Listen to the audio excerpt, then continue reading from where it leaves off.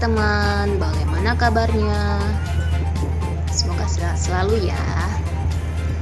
Teman-teman, begini loh sekarang kondisi penyeberangan dari Pelabuhan Ambarita sampai Cibata. Tetap keren bukan?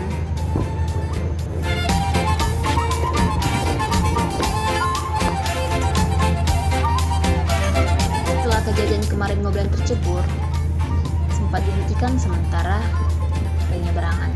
Tapi sekarang sudah kembali normal seperti biasa. Teman-teman bisa menikmati indahnya Danau Toba dari pagi hingga malam sambil naik kapal feri maupun kapal penyeberangan dari Danau Toba ke Pulau Samosir.